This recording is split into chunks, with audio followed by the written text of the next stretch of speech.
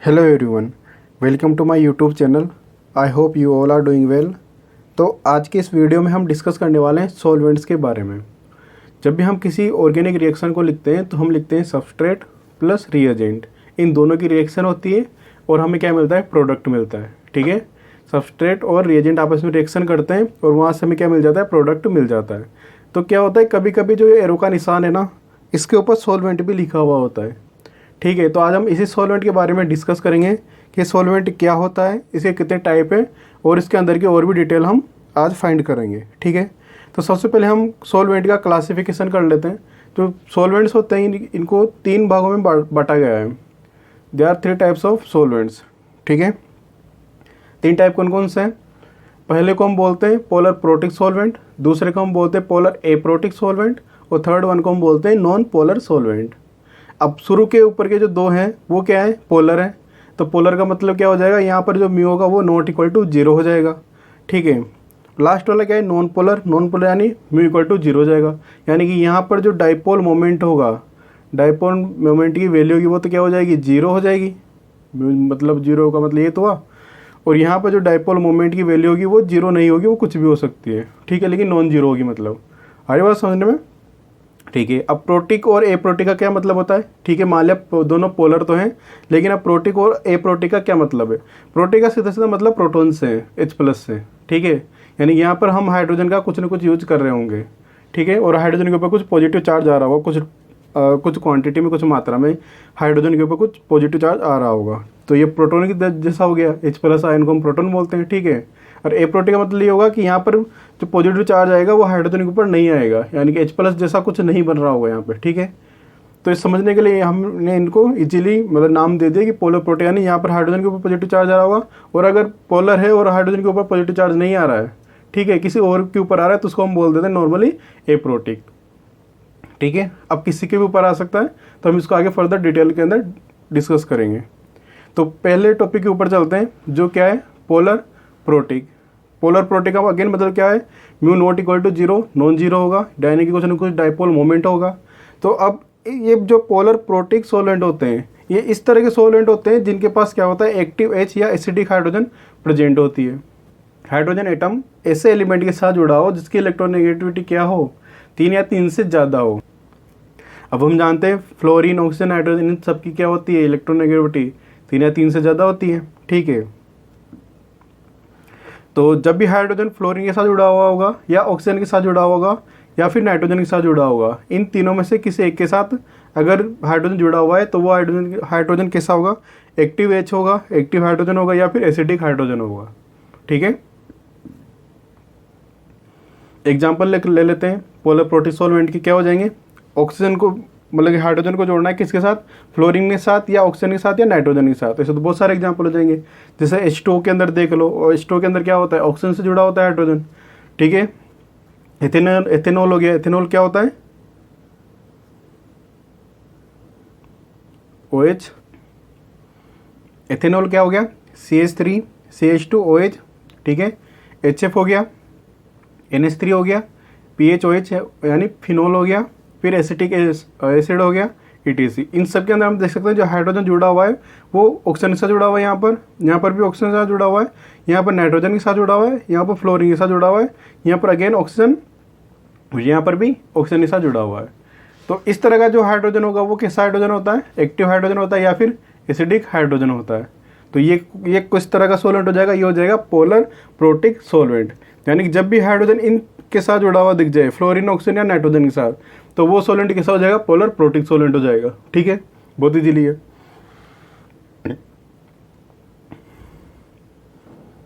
Next B point पे चलते हैं, नेक्स्ट पॉइंट पे, कि इस तरह का जो सोलेंट होगा ना, जिसके पास क्या होगा, एक्टिव H होगा या एसिडिक H प्रेजेंट होगा, तो केटायन और एनायन दोनों का क्या होगा, उसमें सोल्वेशन होगा। केटायन का भी सोल्वेशन होगा और एनायन का भी सोल्वेशन होगा। किस तरह से सोल्वेशन होता है, देखो, सोल्यूशन का सीधा सीधा मतलब है घेरने से। मैं थोड़ा लिख देता हूँ यहीं पे, घेरना, सराउंडिंग का मतलब सब उसके चारों तरफ चिपक जाना। ठीक है, कुछ इस तरह से का इसका मतलब है। जैसे केटायन है Na+, तो जब हम H2O की बात करते हैं तो H2O के अंदर क्या है, ऑक्सीजन की इलेक्ट्रोनेगेटिविटी ज़्यादा है तो ऑक्सीजन के ऊपर क्या आएगा, डेल नेगेटिव चार्ज आएगा। ठीक है, हाइड्रोजन के ऊपर क्या आ जाएगा, डेल पॉजिटिव चार्ज आएगा। इस वाले हाइड्रोजन के ऊपर अगेन डेल पॉजिटिव चार्ज आ जाएगा। तो जब भी कोई केटायन आएगा तो केटायन के ऊपर पॉजिटिव चार्ज है, तो और ऑक्सीजन के ऊपर क्या है, यहाँ पर नेगेटिव चार्ज है, तो ये ऑक्सीजन को के साथ क्या करेगा, इंटरेक्ट करेगा। ठीक है, इसी तरह ये केटायन इस वाले ऑक्सीजन को भी अट्रैक्ट करेगा इसकी तरफ। सेम इसी तरह यहाँ पर भी होगा अट्रैक्शन, इसी तरह यहाँ पर भी कुछ इंटरेक्शन होगा इनके बीच में। क्यों होगा, क्योंकि ऑक्सीजन के ऊपर क्या है, डेल नेगेटिव चार्ज है। ठीक है, और केटायन तो पॉजिटिव है ही सही। तो यहाँ से हाइड्रोजन इसकी तरफ अट्रैक्ट होगा, सेम ये हाइड्रोजन इधर भी। इसी तरह हाइड्रोजन एटम किसकी तरफ अट्रैक्ट हो जाएंगे, जो नेगेटिव आयन यानी कि एनायन है उसकी तरफ अट्रैक्ट हो जाएंगे। ठीक है, तो हम जानते हैं कि जो अलग अलग तरह के चार्ज होते हैं वो एक दूसरे को क्या करते हैं, अट्रैक्ट करते हैं। ठीक है, यहाँ पर क्योंकि यहाँ पर कौन सा चार्ज है, डेल पॉजिटिव चार्ज है, तो ये H के ऊपर डेल पॉजिटिव चार्ज है, इस वजह से एनायन की तरफ अट्रैक्ट हो रहा है, इंटरेक्ट कर रहे हैं दोनों।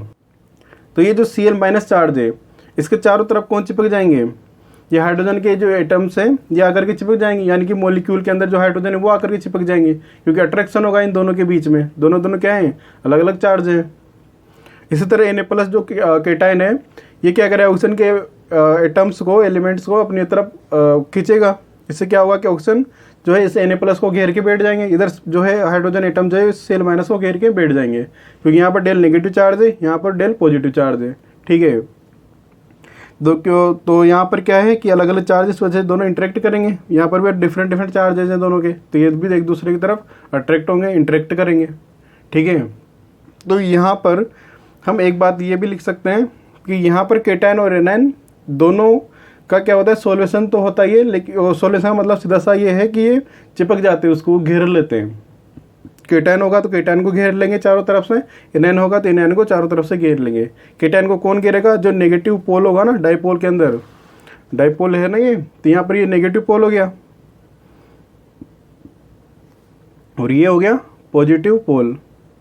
डाइपोल के अंदर दो पोल होते हैं ना, एक नेगेटिव पोल होगा और एक पॉजिटिव पोल होगा, तभी तो डाइपोल बोलेंगे। तो केटायन को तो नेगेटिव पोल चारों तरफ से घेर लेगा और एनायन को पॉजिटिव पोल चारों तरफ से घेर लेगा। पॉइंट सी, अब यहाँ पर क्या होगा कि एनायन का जो सॉल्यूशन करता है वो कौन करता है, पॉजिटिव पोल करता है, ये तो हमने अभी देखा ही है। और पॉजिटिव पोल की तरह यहाँ पर कौन काम करता है, हाइड्रोजन जिसके ऊपर क्या होता है, डेल पॉजिटिव चार्ज होता है। ठीक है, और केटायन का सॉल्यूशन कौन करता है, नेगेटिव पोल करता है। ये तो हमने देखा था ना अभी कि एनायन को चारों तरफ से कौन घेर लेते हैं, हाइड्रोजन जो एटम होते हैं वो चारों तरफ से घेर लेते हैं, सॉल्यूशन कर देते हैं। इसी तरह केटायन को कौन घेर लेते हैं, जो नेगेटिव पोल वाले होते हैं, यानी कि यहाँ पर कौन था, ऑक्सीजन। आर्य बात समझने में, यहाँ पर कौन था, ऑक्सीजन था, तो ऑक्सीजन ने किसको घेर लिया था, केटायन को घेर लिया था, चारों तरफ से घेर लिया था, और मतलब अट्रैक्ट कर लिया था, घेरने का मतलब। और एनायन को किसने, पॉजिटिव पोल ने। पॉजिटिव पोल की तरह यहाँ पर कौन काम करता है, हमेशा ही हाइड्रोजन ही होगा। यहाँ पर पोलर प्रोटिक सॉल्वेंट के अंदर पॉजिटिव पोल हमेशा कौन होगा, हाइड्रोजन ही होगा। ठीक है, नेक्स्ट पार्ट के ऊपर मूव करते हैं, सेकेंड पार्ट।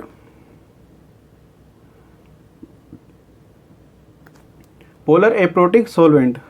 अब अभी तक हमने कौन सा डिस्कस किया, पोलर प्रोटिक कर लिया, पोलर एप्रोटिक। एप्रोटिक का मतलब यहाँ पर जो पॉजिटिव पोल होगा ना वो हाइड्रोजन नहीं होगा, यहाँ पर कोई और ही होगा। ठीक है, वैसे जब हम इसको अभी देखेंगे तो हमें यहाँ पे ये पता लगेगा कि यहाँ पर पॉजिटिव पोल होता ही नहीं है, मतलब होता तो है लेकिन कुछ रीजन्स की वजह से वो काम नहीं कर पाता। पहले पॉइंट पे चलते हैं। पहले पॉइंट में क्या बोला हुआ है कि यहाँ पर जो सॉल्वेशन होता है वो किसका होता है, सिर्फ केटायन का होता है, यानी कि मतलब यहाँ पर हमारे पास सिर्फ नेगेटिव पोल ही प्रेजेंट होता है, पॉजिटिव पोल प्रेजेंट नहीं होता। इसलिए नेगेटिव पोल क्या करेगा, जो भी केटायन होगा उसको चारों तरफ से घेर लेगा। ठीक है, नोट एनायन का ये मतलब सॉल्यूशन नहीं होता है। क्यों नहीं होता है, क्योंकि स्टेरिक क्राउडिंग की वजह से यहाँ पर जो पॉजिटिव पोल है वो सही से काम नहीं कर पाता। ठीक है, तो मतलब घिरा हुआ रहता है क्राउडिंग की वजह से, तो घिरा हुआ होता है, इस वजह से इंटरेक्शन नहीं होता पॉजिटिव पोल का और किसका, एनायन का इंटरेक्शन ही नहीं होता। तो यहाँ पर क्या होता है, काम ही नहीं करता। इसको हम मतलब मना ही कर देते हैं कि ये कंसिडर ही नहीं करते कि ये पॉजिटिव पोल इसके अंदर प्रेजेंट होता है। ठीक है, कैसे होगा देखो एक बार, इसको एग्जांपल के थ्रू और समझ लो कि जैसे एसीटोन है इसका एग्जांपल। तो एसीटोन अगेन क्या होगा, ऑक्सीजन के पास तो नेगेटिव चार्ज हो जाएगा, कार्बन के पास क्या होगा, डेल पॉजिटिव चार्ज आएगा। डाइपोल है ना, पोलर तो ही सही। तब ये देखो यहाँ नेगेटिव चार्ज है तो ये तो सोडियम के साथ इजीली इंटरेक्ट कर लेगा। सेम इसी तरह का इंटरेक्शन यहाँ पर भी होगा, सेम इसी तरह का इंटरेक्शन यहाँ पर भी प्रेजेंट होगा। इसी तरह यहाँ पर भी इंटरेक्शन होगा, ये दोनों भी इंटरेक्ट कर लेंगे। यहाँ पर क्या है, डेल नेगेटिव चार्ज है, सभी ऑक्सीजन के ऊपर क्या है, डेल नेगेटिव चार्ज है। तो एनायन क्या कर लेंगे, केटायन को चारों तरफ से घेर लेंगे, अट्रैक्ट हो जाएंगे इसी तरफ। ठीक है, अब जब हम बात करते हैं कार्बन की, जिसके ऊपर क्या है, डेल पॉजिटिव चार्ज है, तो ये जो कार्बन है ना, ये दो बल्कि ग्रुप के साथ क्या है, जुड़ा हुआ है, CH3 और CH3। ठीक है, तो ये बल्कि ग्रुप है। जब हम इसकी Cl- के साथ इंटरेक्शन की बात करते हैं, तो ये बल्कि ग्रुप होने की वजह से ये इनके बीच में क्या हो जाता है, रिपल्सन होता है। बल्कि ग्रुप तो एक दूसरे को क्या करेंगे, रिपेल ही करेंगे, कोई दूसरा भी मॉलिक्यूल उनके पास आएगा तो यहाँ पर क्या होता है, जो केटायन है ना और एनायन है, उनके बीच का भी कोई इंटरेक्शन नहीं हो पाता। क्यों नहीं हो पाता, स्टेरिक क्राउडिंग की वजह से। बड़े बड़े ग्रुप आ गए और वे क्या करेंगे, इसके साथ इंटरेक्शन ही नहीं होने देंगे। ठीक है, तो यहाँ पर हम ये कंसिडर करते हैं कि यहाँ पर पॉजिटिव पोल नहीं होता है लेकिन क्यों नहीं होता है वो, अब आगे यहाँ से बात समझ में। क्यों नहीं होता, क्योंकि स्टेरिक क्राउडिंग की वजह से चारों तरफ से क्या होती है, भीड़ भाड़ ज़्यादा होती है, इसके पास जुड़े, मतलब बड़े बड़े ग्रुप जुड़े हुए होते हैं। इस वजह से क्या नेगेटिव आयन यानी कि एनायन के साथ इंटरेक्शन नहीं कर पाता। ठीक है, तो मतलब यहाँ से पॉजिटिव पोल का अस्तित्व भी क्या हो जाता है, खत्म हो जाता है। तो हम यहाँ पर सिर्फ यही कंसिडर करेंगे कि यहाँ पर क्या होता है, सिर्फ नेगेटिव पोल होता है, यानी कि यहाँ पर सिर्फ केटायन का ही सोल्यूशन होगा, एनायन का सोल्यूशन नहीं होगा। अरे बात समझने में। नेक्स्ट मूव करते हैं। यहाँ पर अब नेगेटिव आयन का सोल्यूशन नहीं हो रहा है ना, तो नेगेटिव आयन क्या होगा, यानी कि एनायन क्या होता है, फ्री होता है। एनायन फ्री होता है, इस वजह से क्या होता है, न्यूक्लियोफिलिसिटी जो होती है वो इंक्रीज हो जाती है। ये फ्री है ना, तो जो सोल्यूशन होगा उसके अंदर क्या हो जाएगा, न्यूक्लियोफिलिसिटी इंक्रीज हो जाएगी। न्यूक्लियोफाइल की क्या हो रही है, कंसंट्रेशन बढ़ रही है। कीटायन का तो क्या हो रहा है, सोल्यूशन हो जा रहा है, ये तो गिर गए यहाँ से सब सही, वो नेगेटिव पोल ने चारों तरफ से घेर लिया इसको, तो इसका तो सोल्यूशन हो गया। ठीक है, लेकिन एनायन जो है वो क्या है, फ्री है, तो यहाँ पर ही जो है न्यूक्लियोफाइल की जो कंसंट्रेशन है वो इंक्रीज हो जाती है। ठीक है, क्यों हो जाती है, क्योंकि इसका सोल्यूशन नहीं होता है। ठीक है, वो सोल्यूशन क्यों नहीं होता है वो भी हम जानते हैं, क्यों नहीं होता सोल्यूशन, क्योंकि स्टेरिक क्राउडिंग की वजह से ये जो एनायन है ये पॉजिटिव पोल के साथ क्या होता है, इंटरेक्शन नहीं कर पाता है। अरे बात समझ में। नेक्स्ट पॉइंट पर मूव करते हैं। तो जब यहाँ पर जो न्यूक्लियोफिलिसिटी इंक्रीज हो जाती है, तो इसका मतलब ये हुआ कि यहाँ पर ये जो इस तरह का जो सॉल्वेंट है वो किसके लिए ज़्यादा सूटेबल होगा, जो न्यूक्लियोफिलिक रिएक्शन होगी ना उनके लिए ज़्यादा सूटेबल होगा, क्योंकि ये न्यूक्लियोफिलिक रिएक्शन के लिए जो न्यूक्लियोफाइल की जरूरत होगी उसको इजीली प्रोवाइड करा देगा। क्योंकि यहाँ पर तो जो न्यूक्लियोफाइल की कंसंट्रेशन है वो क्या है, बहुत ज़्यादा है, इसका सोल्यूशन ही नहीं हुआ। ठीक है, अब इसके जो एग्जाम्पल है वो ज़रूर याद रखना, क्योंकि एग्जाम में इस तरह के विषय पूछ लेते हैं कि इनमें से कौन सा जो है, चार ऑप्शन में से कौन सा जो है पोलर एप्रोटिक सॉल्वेंट के रूप में काम करेगा। ठीक है, तो पहले नंबर पे आता है एसीटोन। एसीटोन के हम स्ट्रक्चर जानते ही हैं, कार्बन डबल बॉन्ड O और 2 मिथाइल ग्रुप जोड़ देते हैं। इसके बाद आता है DMSO। DMSO का पूरा नाम क्या होता है, di methyl sulphoxide. Di methyl sulphoxide, तो DMSO है ना, तो यहाँ पर SO को तो ऐसा कैसा ही लिख दो। ठीक है, और यहाँ पर क्या जोड़ देंगे, 2 मिथाइल ग्रुप जोड़ देंगे।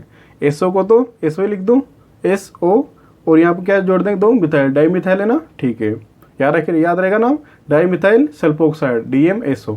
ये भी किसका एग्जाम्पल है, पोलर एप्रोटिक सॉल्वेंट का एग्जाम्पल है।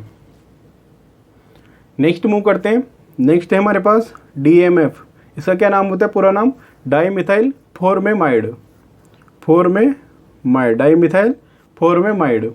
अब एमाइड का तो फॉर्मूला हम जानते ही हैं, C डबल बॉन्ड O और N के साथ क्या जुड़ा होगा, 2 हाइड्रोजन जुड़े होते हैं।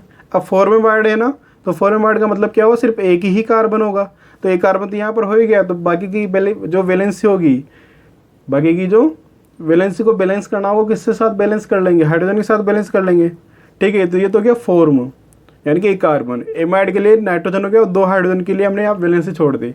अब इन दोनों हाइड्रोजन की जगह हम क्या लिख रहे हैं, मिथाइल, क्योंकि यहाँ पर क्या नाम है, डाई मिथाइल। ठीक है, तो ये हो गया डाई मिथाइल फॉर्म, ये कार्बन फॉर्म, और एमाइड ऐसे ना, C डबल बॉन्ड O और N H2 होता है, लेकिन 2 हाइड्रोजन की जगह क्या आ गया, मिथाइल ग्रुप आ गया। अरे बात समझ में। सेम इसी तरह क्या हो जाएगा, डाई मिथाइल एसिटामाइड हो जाएगा। यहाँ पर क्या था, एक कार्बन था, अब एसिट है, तो यहाँ पर कितने, मतलब एसिटा लिखा हुआ है, तो यहाँ पर कितने कार्बन हो जाएंगे, 2 कार्बन हो जाएंगे। ठीक है, तो 1 और 2 कार्बन यहाँ पर हो गया, बाकी सारी स्ट्रक्चर क्या हो जाएगी, सेम रहेगी। नाइट्रोजन, नाइट्रोजन पर क्या लग जाएंगे, 2 मिथाइल ग्रुप लग जाएंगे, हाइड्रोजन को हटा देंगे और 2 मिथाइल ग्रुप को जोड़ देंगे। तो ये किसका फॉर्मूला हो जाएगा, डीएमए का। डीएमए का पूरा नाम क्या होता है, डाई मिथाइल एसिटामाइड। आ रही बात समझ में। नेक्स्ट मूव करते हैं एचएमपीए के ऊपर। एचएमपीए का पूरा नाम क्या होता है, हेक्सा मिथाइल फॉस्फोरएमाइड। ठीक है, अब अभी तक तो कार्बन का एमाइड, मतलब एमाइड तो नॉर्मल कार्बन का ही होता था, अब फॉस्फोरस का एमाइड बना लेंगे। क्या करेंगे, फास्फोरस डबल बॉन्ड ओ, ये तो हो गया सी डबल बॉन्ड ओ के जैसा, सी डबल बॉन्ड ओ। ठीक है, अब बाकी की इसकी वैलेंसी कितनी बची हुई है, 3 वैलेंसी बची हुई है फास्फोरस की। तो ठीक है, तो तीनों को किससे कनेक्ट कर देंगे, नाइट्रोजन के साथ कनेक्ट कर देंगे। और हम जानते हैं नाइट्रोजन, एक नाइट्रोजन के ऊपर कितने हाइड्रोजन होते हैं, एमाइड के केस में 2 हाइड्रोजन होते हैं ना, तो उनकी जगह हम क्या जोड़ देंगे, मिथाइल ग्रुप जोड़ देंगे। जैसे इन दोनों के ऊपर भी क्या था ना, हाइड्रोजन को टाई क्या जोड़ा था, मिथाइल ग्रुप जोड़ा था, सेम यही मिथाइल ग्रुप हम यहाँ पर भी जोड़ देंगे। तो यहाँ पर 3 नाइट्रोजन है, तो यहाँ पर कितने मिथाइल ग्रुप जुड़ जाएंगे, 6 जुड़ जाएंगे। तो 6 का मतलब हेक्सा होता ही है, मतलब 6 तो हो गए मिथाइल ग्रुप और फॉस्फोएमाइड हो गया। ठीक है, अरे बात सुनने में।